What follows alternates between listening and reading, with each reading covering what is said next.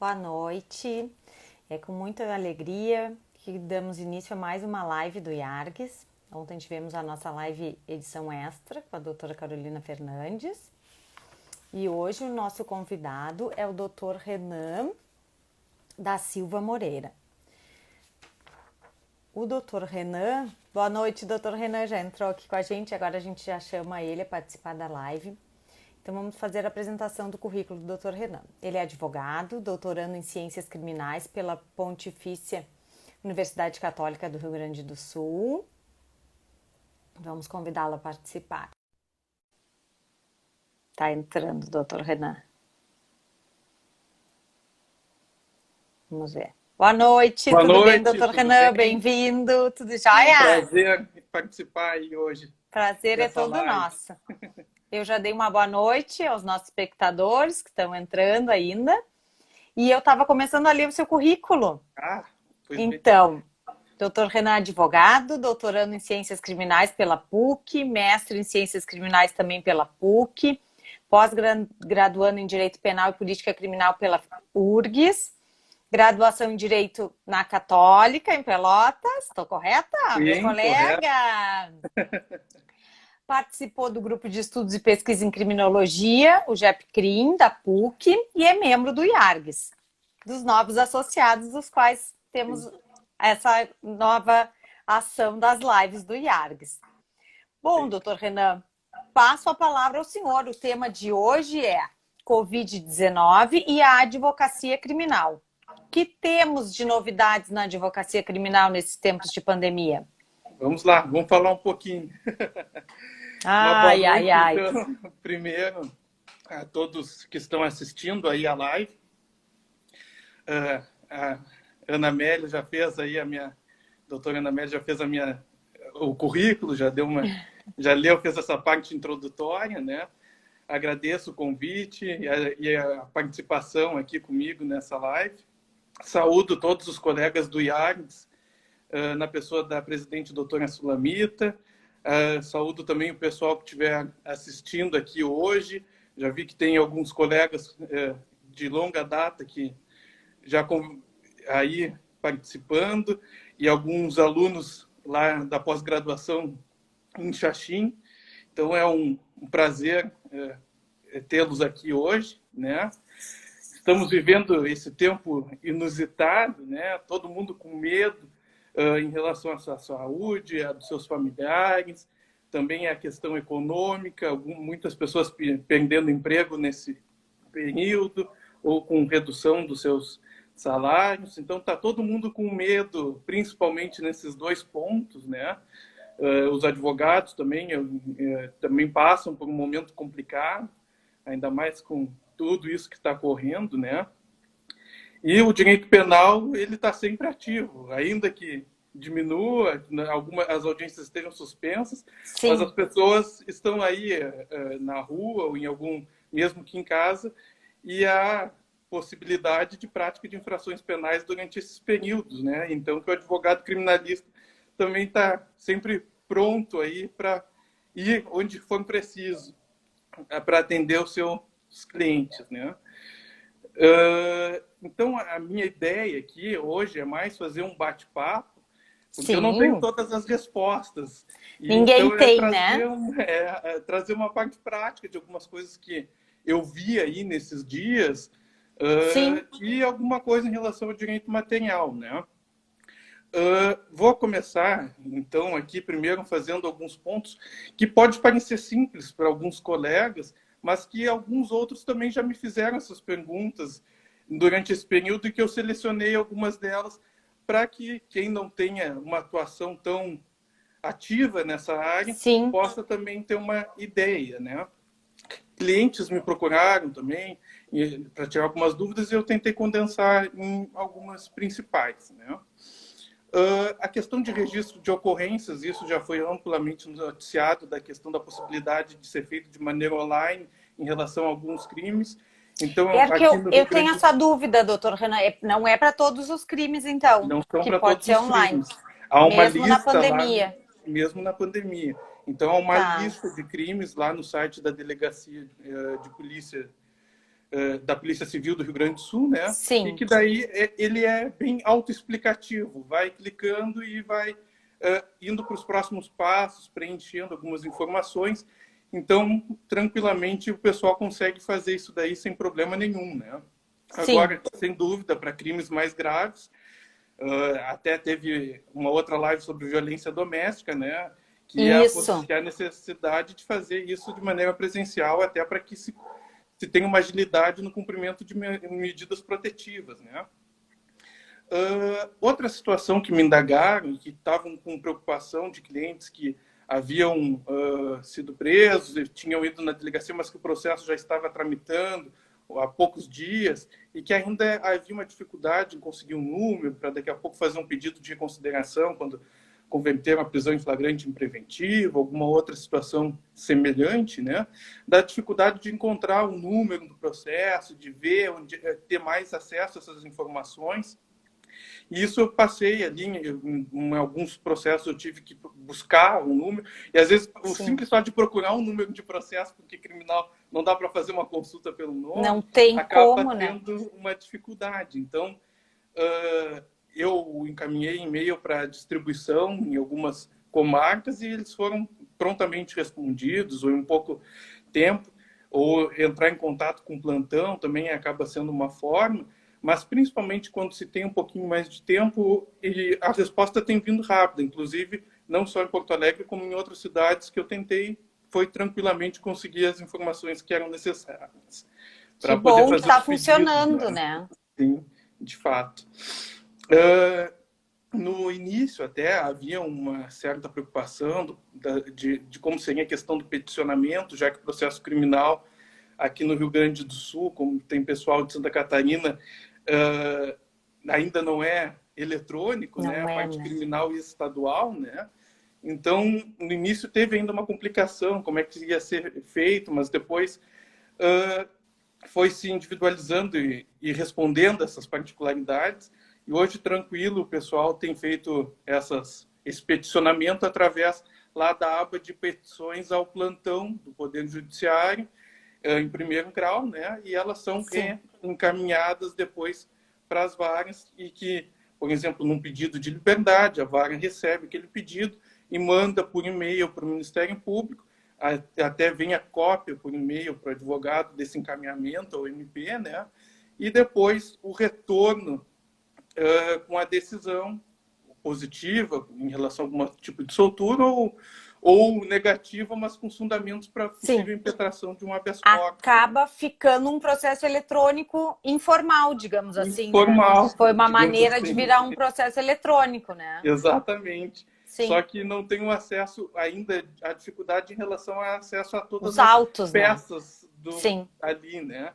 Então, há a possibilidade de pedir daqui a pouco, em caráter de urgência, alguma cópia para que o cartório encaminhe, né? Sim. E a depender caso a caso, que são muitas cidades no Rio Grande do Sul. E muitas peculiaridades também. Né? Outra situação que vários clientes também tiveram preocupação em relação ao presídio, né? Como as visitas são suspensas, da entrega de materiais para os presos. Uma situação me chamou a atenção, até mesmo ali na Pecan, em Canoas, né? A possibilidade de que uma pessoa, uma familiar de algum preso, ela recolhia as sacolas de todos e ela ia lá e fazia essa entrega. Então, tinha essa pessoa responsável que estava fazendo essa coleta e estava pelo menos conseguindo, ainda que não tivessem visitas, estava pelo menos sendo possível essa entrega desses materiais, né, de higiene, alguma coisa em relação alimentícia, né? Então teve nas exceções surgem algumas ponderações, algumas benesses, mas colaborações, né? Tá todo mundo colaborando. Todo mundo está tentando ajudar, né? De alguma forma, né? Numa dessas, eu acho que foi há uma semana, mais ou menos, que estive lá até para conversar com alguns clientes, houve ali uma conversa com o pessoal da SUSEP e eles até estavam pedindo que os advogados que comparecessem nos parlatórios, que utilizassem máscara, tanto para sua proteção quanto dos agentes e dos presos, ainda que tenha um vidro, para os presos é mais teria essa barreira, né, em algum, Sim. mas para os agentes ali também, eles também estão em contato. Então, eu me protejo como advogado usando a máscara e o agente também com máscara ali, está todo mundo se ajudando, né? Sim. Outra situação que todo mundo sabe, mas que pode ter algum problema em pedidos iniciais ali de liberdade, de processos que já estamos atuando há algum tempo e que já fizemos algum habeas corpus, alguma situação está tramitando, e surge aquela questão polêmica aí que teve. Não estou aqui tomando nenhum posicionamento, nem falando Sim. em nome do IAGS, né? Mas a questão dos pedidos de liberdade em razão da pandemia, né? Exato, De exato. presos que têm mais de 60 anos, que são positivo, têm diabetes, e que estão dentro daquela categoria de risco, né? Então, não se esquecer que um pedido realizado dessa forma, né, ele é feito no primeiro grau, né? Se a gente fazer um habeas corpus direto, a gente está tendo uma supressão de instância e daqui a pouco pode, porventura, não ser analisado o pedido liminar, e vai ter que fazer uma reconsideração ou apresentar, né? Então, que se peça primeiro no primeiro grau, eles estão decidindo de maneira rápida, ainda que leve o tempinho desse trâmite que eu falei aí, manda para o Ministério Público, mas Sim. depois não suprimirmos as instâncias, né? Sim, não pular uma etapa do processo, né? Porque Exato. também é menos uma chance para quem está preso, né? Se não consegue agora, ainda tem a menos uma solução chance, né? né? Sim, sem dúvida. Mais especificamente em relação a esses pedidos, né? Teve lá aquela recomendação número 62 do CNJ, que ela está sendo tratada ali, analisada, não está sendo generalizada, digamos assim, né? Tem que ser visto o caso concreto, não podendo ser cogente nem de caráter indeterminado. Então está se averiguando direitinho quem de fato tem alguma situação dentro do grupo de risco ou apresenta alguma situação, uma exceção à regra, né? Que tem que ser analisado ponto a ponto, né? Nas decisões que eu vi, muitas positivas, negativas, mas uma coisa que se destaca bastante é a questão da qualidade do estado de saúde do réu, né? Sim. Por exemplo, juntar lá receitas de 2 anos atrás não serve, quer né? dizer que aquele estado permaneça, né? Mas também entra aí uma situação complicada que é a dificuldade de nós termos acesso a documentos atuais se eles já estão presos há algum tempo, né? E se eles não estão fazendo um tratamento contínuo no presídio, né? Então isso tem que ser analisado caso a caso, olhar, ver essas particularidades para tentar fazer um pedido mais completo, com mais documentos e que embasem um pedido mais concreto e que tenha chance daqui a pouco de trazer a liberdade, ter uma concessão de um habeas corpus, de um pedido para revogar uma prisão preventiva, né? Sim. Então se tenha cuidado bastante em relação a isso, né? Inclusive, ali numa decisão até, que consta numa negativa, que, vou ler um trechinho, que eventual contágio pelo Covid-19 é circunstância que atinge todas as pessoas, dentro e fora do sistema prisional, em quase todos os países. Por certo, as autoridades competentes irão tomar todas as cautelas necessárias para evitar a disseminação da doença.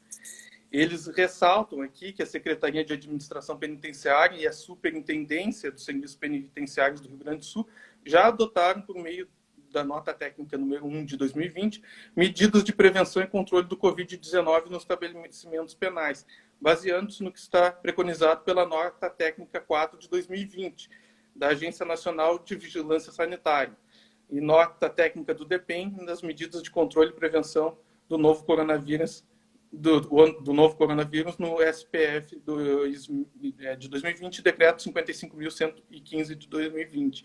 Aqui, a gente tem que tomar também uma certa cautela, que também, como tudo, caso a caso, olhar direitinho. Sim, porque cada algumas caso. casas prisionais estão tomando todas as atitudes, outras estão com alguns problemas que já foram vistos, já foram indagados, inclusive por mim, em relação a um caso. que tem que tomar um certo cuidado em relação a tudo isso, para que não tenha também generalidades em relação estão tomando todas as atitudes, mas tem que ver se de fato estão tomando as Sim, sim, atitudes isso existe para mesmo. resguardar, né, que se existe, né? Que aqui também, como não vou entrar em detalhes particulares para que não é também o foco, né? A gente tomar ideias gerais aqui, né? Aqui então vou passar mais uma análise em relação ao direito penal, né? Em alguns artigos, né? Um texto que eu li ali do Guilherme Nutt sobre essa crise é bem interessante.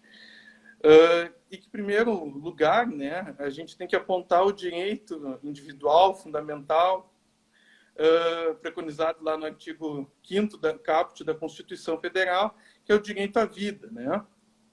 Por isso, muitas enfermidades são capazes de produzir essa lesão à saúde, levando à morte.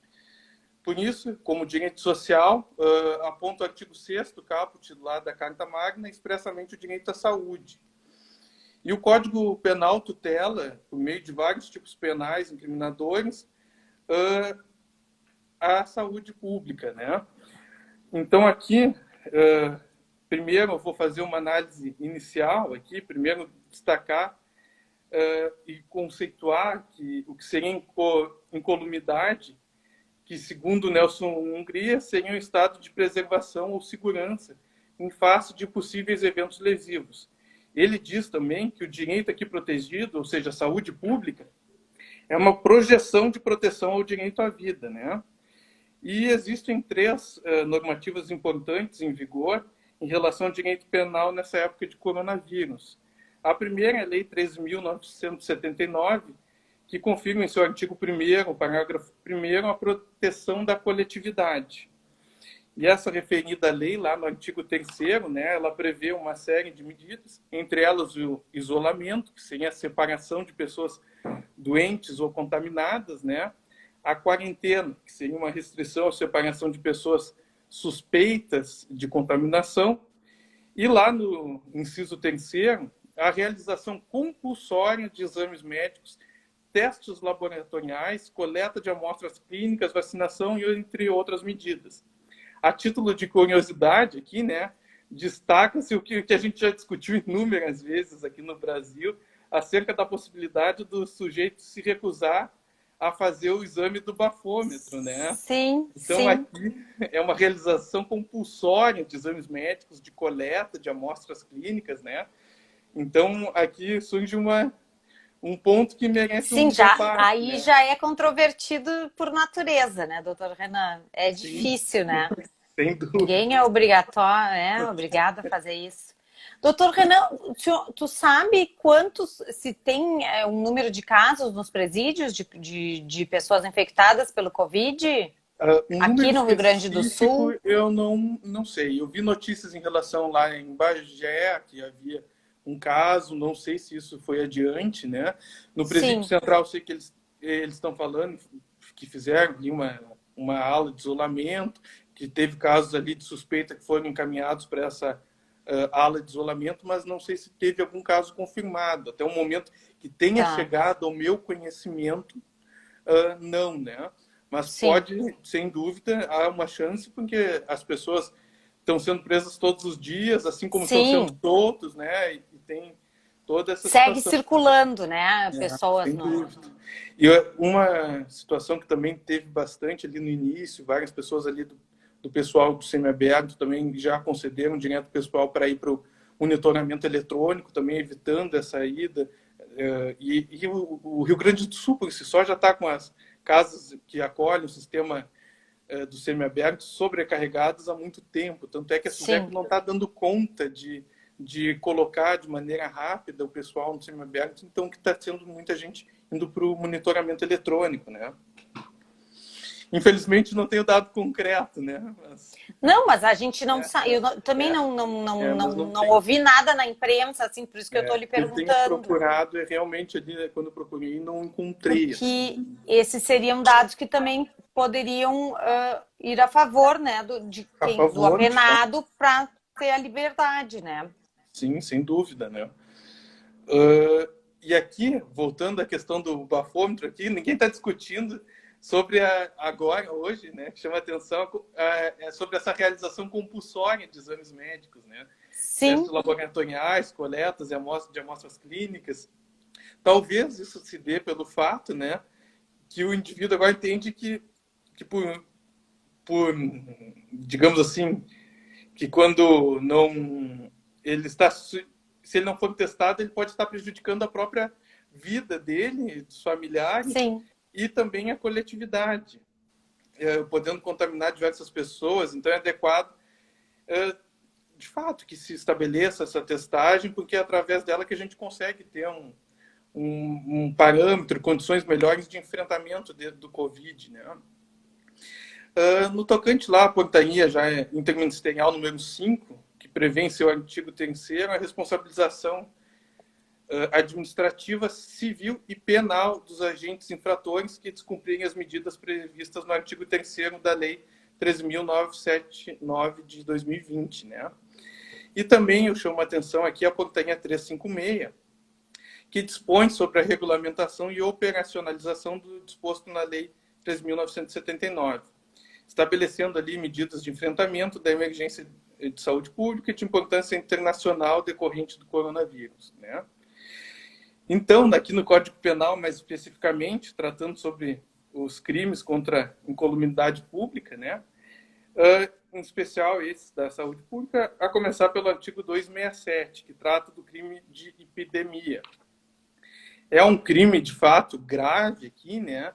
E ele consiste, no seu artigo 267 caput, em causar epidemia mediante a propagação de germes patogênicos. A pena, nesse caso, é de 10 a 15 anos, né? Uma redação lá de 1990. É uma redação Puxa, atual, isso. é. A consequência penal aqui do crime é bem significativa, tendo uma pena bem alta, né? Muito alta, achei bastante alta, né? E, primeiro aqui, é necessário diferenciar o que seria surto e epidemia, né? Surto é um aumento repentino de determinada doença em local específico, né? Como um Sim, bairro, uma cidade. Poderíamos dizer que um determinado bairro teve um surto de sarampo, de malária. É circunscrito àquela localidade em específico, né? A epidemia não é mais grave, é a contaminação de diversas pessoas em um curto período de tempo em vários lugares, muito acima da expectativa, como num estado, um país, né? Quando tudo começou, havia uma epidemia do coronavírus na China, e que se tornou uma pandemia, que é o contágio ou infecção de diversas pessoas em inúmeros locais de vários países. Daí, né? Agora, nesse caso que eu citei aqui do artigo 267, causar epidemia mediante a propagação de germes patogênicos.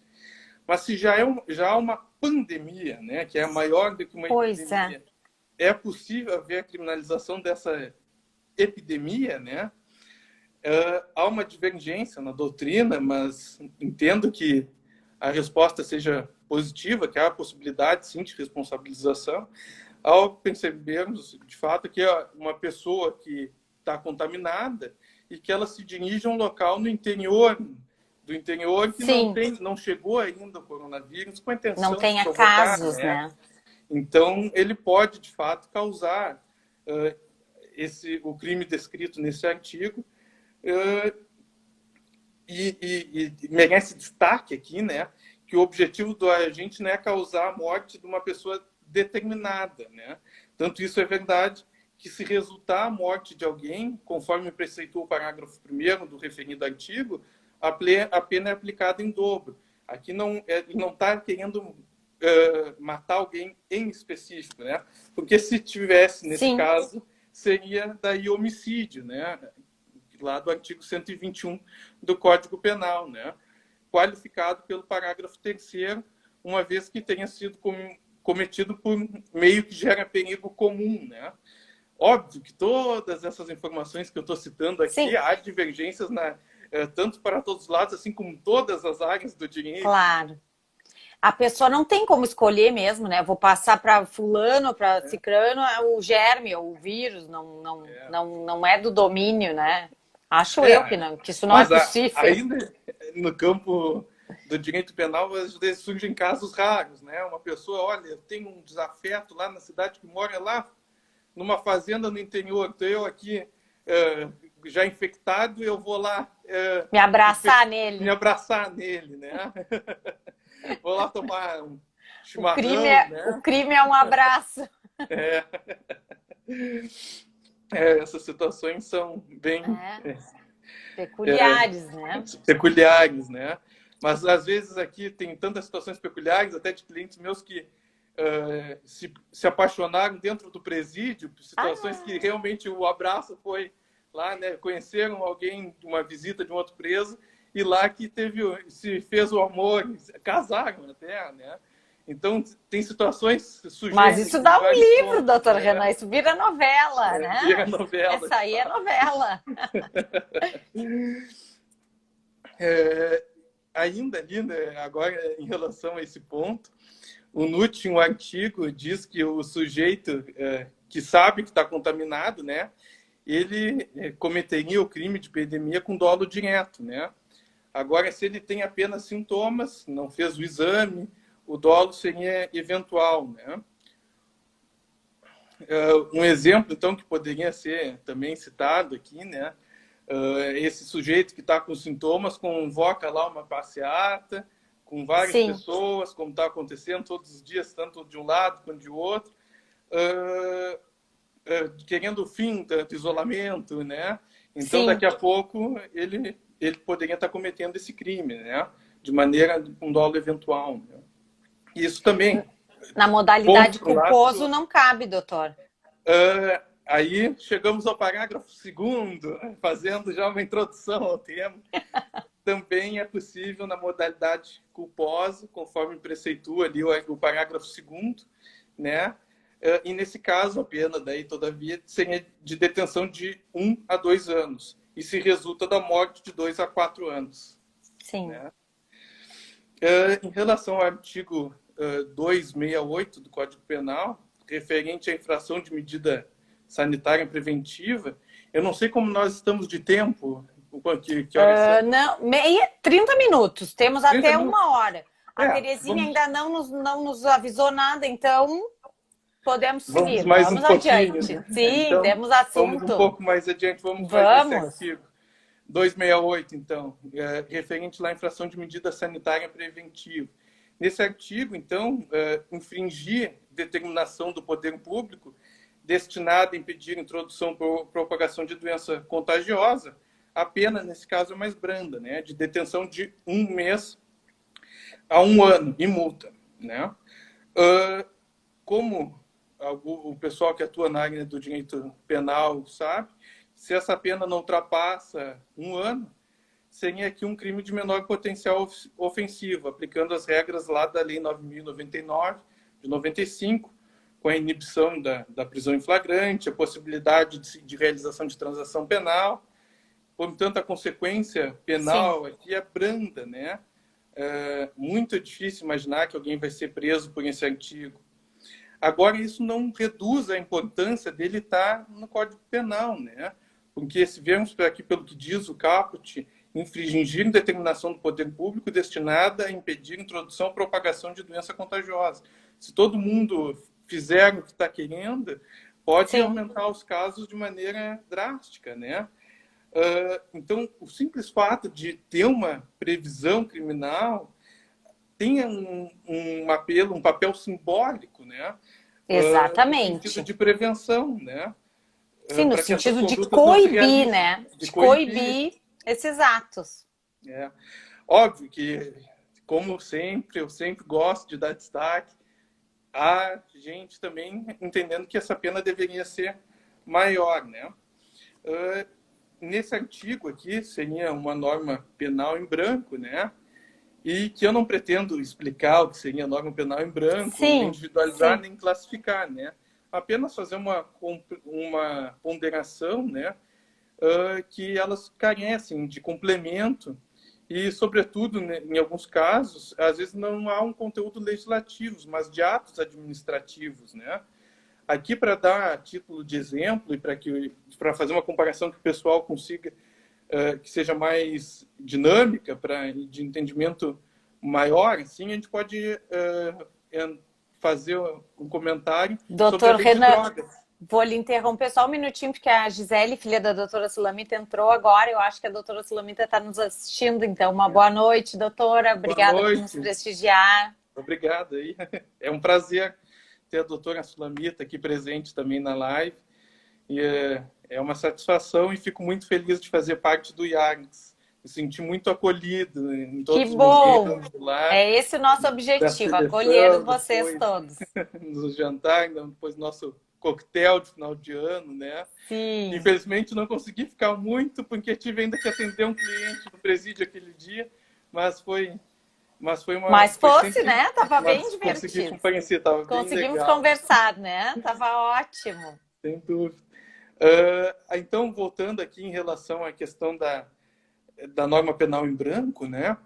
Para fazer um paralelo com a lei de drogas, no artigo 33 da lei de drogas, em que muitas pessoas, advogados, entraram com pedidos dizendo que esse artigo seria inconstitucional porque violava o princípio da legalidade, né? Porque as drogas em si, os entorpecentes, não estão descritos em lei, né?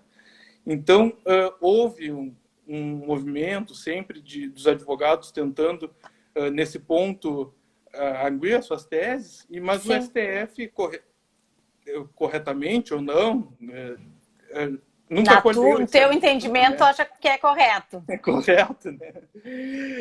Nunca acolheu esse tipo de argumento, mas ele ainda aparece, né? Alguns autores, inclusive, citam que o conteúdo da norma penal em branco, né, ele já vem expresso quando na intenção do legislador, em termos legislativos, né, determinadas situações carecem de uma certa velocidade legislativa que o parlamento não consegue dar. Então, acabam tendo essas situações específicas, né? Mas também não se pode generalizar, né? Sempre ver as Sim. particularidades, como tudo, né? E a velocidade dessas regulamentações, também a gente pode... Licença. Também a gente percebe bastante, agora com essas adoções dessas medidas provisórias na área do direito do trabalho, que foram inúmeras modificações, Sim. que voltaram, que também não é o meu campo em específico, mas que alguns a favor, outros contra, mas que para nós profissionais do direito é difícil acompanhar todas essas mudanças se a gente não estiver estudando diariamente, né? São muitas mudanças. Tá difícil, né, de acompanhar mesmo. Sim. E os complementos desse artigo são dois, né? Seria, como eu já citei lá, a Lei 13.979 e a portaria número 5, de 17 de março de 2020. Nesse caso em específico, se trata lá de um crime de mera conduta, então pouco importa se produz o resultado lesivo, o mero descumprimento da determinação do poder público já revela a incidência do crime, né? E aqui a gente merece destaque que essas determinações públicas não são propriamente do poder público federal, né?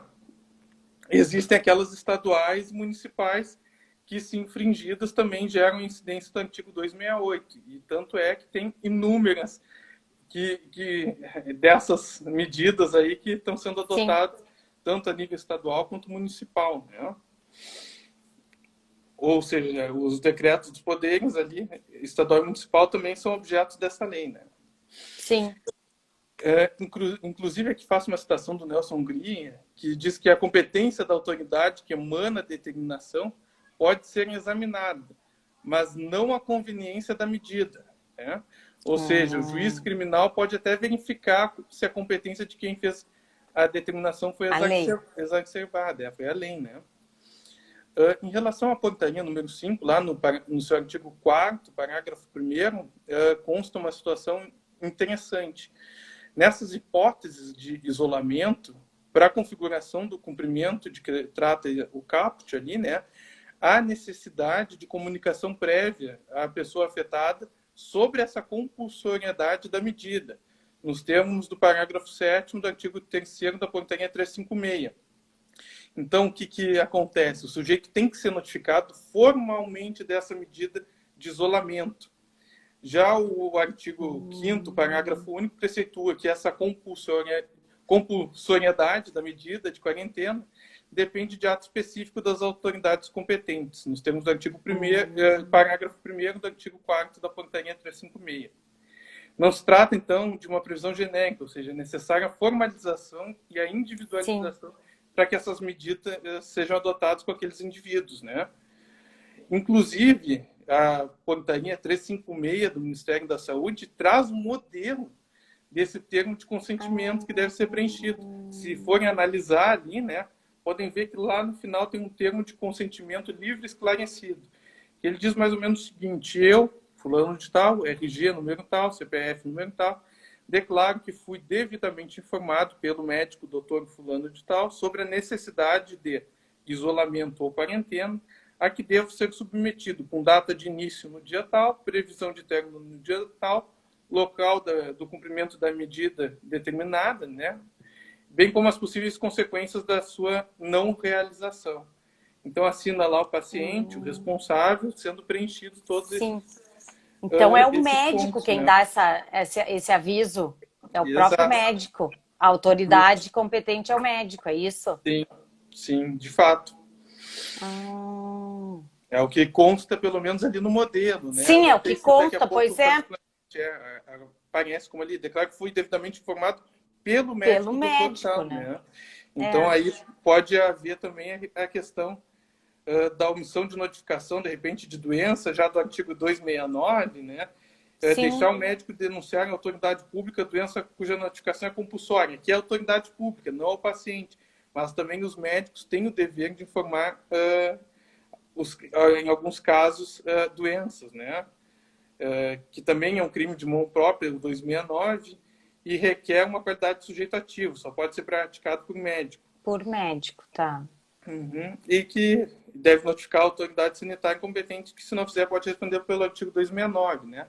Aqui, então, eu entendo que naquele caso o médico tem o dever de informar o paciente, mas ele não se enquadraria nessa questão do 269, porque aqui seria a autoridade pública, está bem específico, né? Sim. Mas daqui a pouco pode ter algum outro tipo de responsabilização, né? Talvez eticamente, né? Será que foi isso que aconteceu no caso?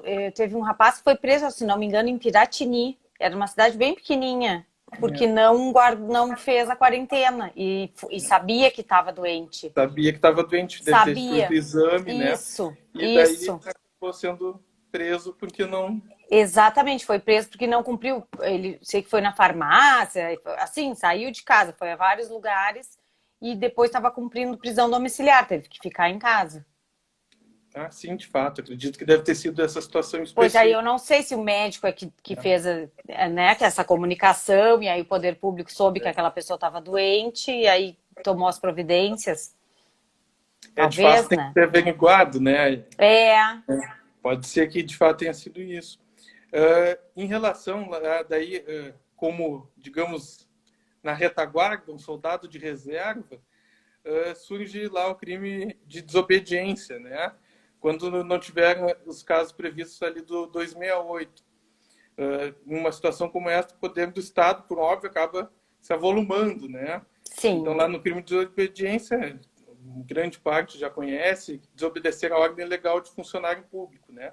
Então, seria lá um soldado de reserva, quando não tiverem tomadas essas outras medidas, né? É mais ou menos assim um paralelo que eu queria fazer, mais trazendo a questão prática e esses pontos, assim, né? Eu me coloco à disposição, se o pessoal quiser debater, não sei se alguém já fez alguma questão, quem tiver. Ou também agora queira compartilhar alguma situação. Uma experiência, né? Alguma situação. Exatamente. Não, até o momento eu não enxerguei nenhuma pergunta. Não sei se a Terezinha nos ajuda, se leu alguma coisa. Deixa eu ver se eu sei. Aqui, ó. Eu vou pesquisar aqui, só um minutinho. Ah, agora eu sei. Eu tenho medo de tocar na tela do celular e fazer uma porcaria. É, Acho que não. eu sou Só elogios para o senhor, doutor. eu sou iniciante no Telegram. Ó, Rafael Soto, grande Renan, querido e competente colega. Sou até Ó, suspeito, é. foi um dos Rafael participantes lá Trevisan, no mestrado pós-graduação lá de atrás. Xaxim, Santa Catarina. Ó, o Eu doutor acho que Tiago fez doutor ali um Tiago, questionamento. isso mesmo. Como está o andamento dos HCs aqui no Rio Grande do Sul? Olha, tem sido rápido. Eu impetrei um habeas corpus há pouco tempo ali, e em 3 semanas já estavam marcando. Óbvio que eles estavam ainda, demorou um pouco ali, da data, até acho que talvez tenha sido um pouco mais, mas foi meio que justificado porque estava ainda a questão das audiências, das sessões de julgamento virtual, né? Em relação Era ao que eu ia pedido liminar, perguntar. eles estão decidindo no mesmo dia, no dia seguinte, pelo menos nos casos que eu atuei. Eu fiz alguns 3 ou 4, eu acho, né? Mas em relação ao julgamento final do habeas corpus, demorou um pouquinho mais, mas por causa da sessão virtual que estavam vendo direitinho como que ia ser, que já tinha alguns já estavam em pauta, tiraram, E colocaram de agora estão novo, funcionando as agora está sessões virtuais. funcionando, né? Uh, Agora, não tenho completamente certeza sobre esse ponto, né? Mas em relação às sustentações orais em habeas corpus, quando coloco em pauta para a sessão de julgamento esses habeas corpus que são julgados de maneira virtual, não sei se aqui no Rio Grande do Sul está sendo que nem no STF, ou no STJ, de que o relator coloca ali o seu voto e os outros vão apresentando durante um lapso temporal se acompanham ou não acompanham. Então fica durante aquele período, né? Se eu não me engano, aqui está sendo adotado o regimento interno do tribunal e se tiver interesse em fazer a sustentação oral, tem que se fazer o pedido para retirada de pauta desse julgamento, que ele vai ser Ah, julgado posteriormente lá, quando voltarem os trabalhos de maneira normal, né? Para que não se tenha, não se prive o advogado de fazer a sustentação oral. Eu fiz, em um caso específico de um cliente, um pedido para que se retirasse de pauta. E eu acredito que que está sendo adotado dessa forma porque tiraram de fato, né? saiu, E sim, saiu. E nos funcionou. outros que eu não movimentei nesse sentido, né? Eles terminaram por ser julgados. Então, acredito que, não sei se respondi a pergunta do Tiago, mas é mais ou menos isso que eu tenho visto, assim. Tá certo.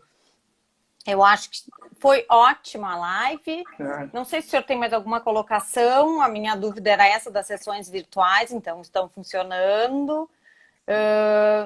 Tomara que essa pandemia passe logo, né? E que dê tudo certo aí, sem nenhuma contaminação maior nos presídios, no geral, né? Sim, Porque já tomara que tivemos casos falou em epidemia ou surto, já tivemos surto em Passo Fundo, né? Num frigorífico e um asilo de idosos. Então, tomara que isso não ocorra. Mas vamos tomara. em frente, né, doutor Renan? Sem dúvida. Eu agradeço mais uma vez, então, o convite, né? Minha saudação, meu agradecimento a ti, a doutora Sulamita. Agradeço o pessoal que participou aqui ao vivo. Depois eu não sei se também vai ser publicado lá no YouTube ou não. Sim, vai Os lá para o outros, YouTube né? depois. Agradeço o pessoal que participou, aos meus alunos também ali que fizeram alguns comentários também, até me orientando ali. Bruno, fico feliz aí na participação de todo mundo e em ter realizado, Que bom. se de alguma forma conseguir passar um pouco Claro, de claro que conhecimento e ajudado alguém, conseguiu. fico já feliz. Tá ótimo.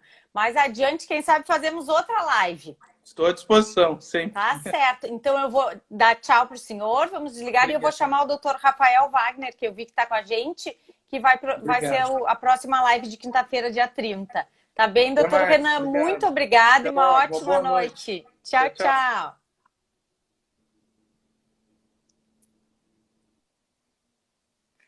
Vamos ver, vou chamar o doutor Rafael, então. Deixa eu ver se eu consigo fazer. Aqui.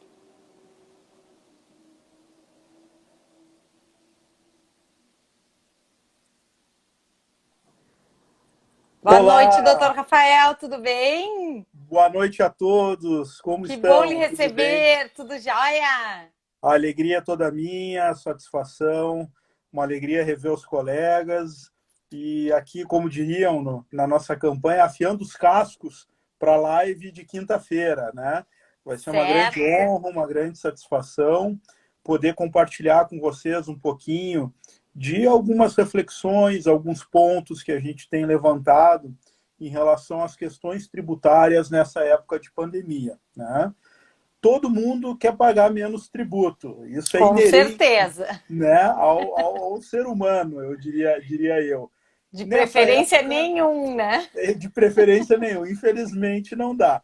Não. Nessa época, né, muito mais dado uma situação de crise que nós estamos vivendo, né, uma situação efetivamente muito complicada e que tem alguns reflexos tributários muito relevantes e que nós pretendo tratar com os colegas aí na nossa live de quinta-feira.